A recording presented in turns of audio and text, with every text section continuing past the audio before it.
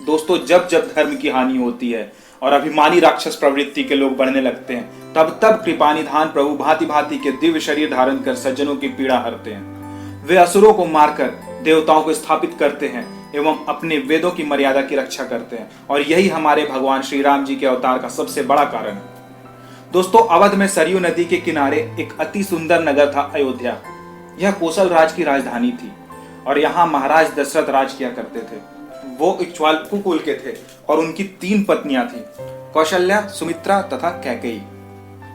दोस्तों, राजा दशरथ अधेड़ उम्र तक पहुंच गए थे, लेकिन उनका वंश संभालने के लिए उनका पुत्र रूपी कोई वंशज नहीं था और राजा दशरथ की चिंता बढ़ती जा रही थी।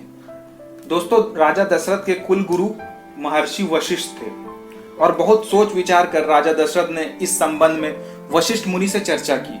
वशिष्ठ मुनि ने राजा दशरथ को अश्वमेध यज्ञ तथा पुत्र कामेष्टि यज्ञ करने की सलाह दी। दोस्तों, मुनि वशिष्ठ की आज्ञा लेकर महाराज दशरथ ने श्रृंगी ऋषि को यज्ञ की अध्यक्षता करने के लिए आमंत्रित किया और महाराज दशरथ ने समस्त मनस्वी, तपस्वी, विद्वान ऋषि मुनियों तथा वेद विज्ञ प्रकांड पंडितों को यज्ञ संपन्न कराने के लिए बुलावा भेज दिया। निश्चित समय आने पर समस्त अभ्यागतों के साथ महाराज दशरथ ने अपने गुरु वशिष्ठ जी तथा श्रृंगी ऋषि को लेकर यज्ञ मंडप में पधारे। दोस्तों, एवं इस प्रकार महान यज्ञ का विधिवत शुभारंभ किया गया। संपूर्ण वातावरण वेदों की ऋचाओं के उच्च स्वर में पाठ से गूंजने लगा तथा समिधा की सुगंध से महकने लगा।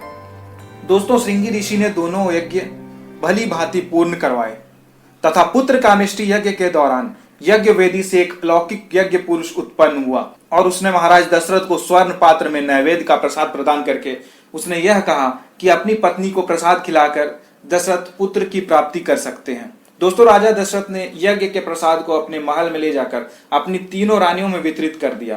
प्रसाद ग्रहण करने के परिणाम स्वरूप 3 रानियों ने गर्भ धारण किया। दोस्तों, जब चैत्र मास के शुक्ल पक्ष की नवमी तिथि को पुनर्वसु नक्षत्र में सूर्य, मंगल, शनि, बृहस्पति तथा शुक्र अपने अपने उच्च स्थानों विराजमान थे।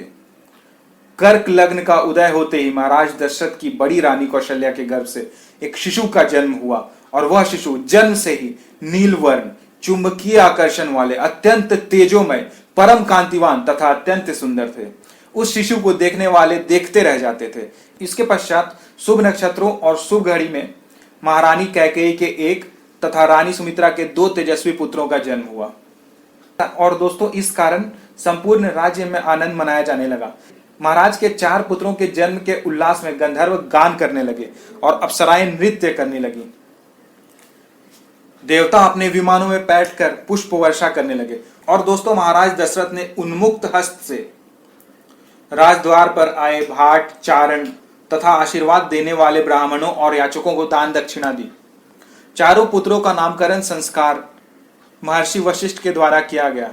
दोस्तों, इस प्रकार कौशल्या से राम, कैकेयी से भरत तथा सुमित्रा से लक्ष्मण व शत्रुघ्न का जन्म हुआ। दोस्तों, मैं अब आपको यह बताता हूं कि रानी सुमित्रा को 2 पुत्र कैसे उत्पन्न हुए। पुत्रेष्टि यज्ञ समाप्त होने पर प्रसाद का आधा भाग महाराज दशरथ ने कौशल्या जी को दिया और शेष का आधा कैकेयी को प्राप्त हुआ। दोस्तों, चतुर्थांश जो शेष बचा था उसके 2 भाग करके महाराज दशरथ ने एक भाग कौशल्या को तथा दूसरा कैकेयी के हाथों पर रख दिया। दोनों रानियों ने उसे सुमित्रा जी को प्रदान किया। इसी कारण माता सुमित्रा ने 2 पुत्रों को जन्म दिया। कौशल्या जी के दिए भाग के प्रभाव से लक्ष्मण जी श्री राम के अनुगामी हुए और कैकेयी जी द्वारा दिए गए भाग के प्रभाव से शत्रुघ्न जी भरत जी के अनुगामी हुए। धन्यवाद।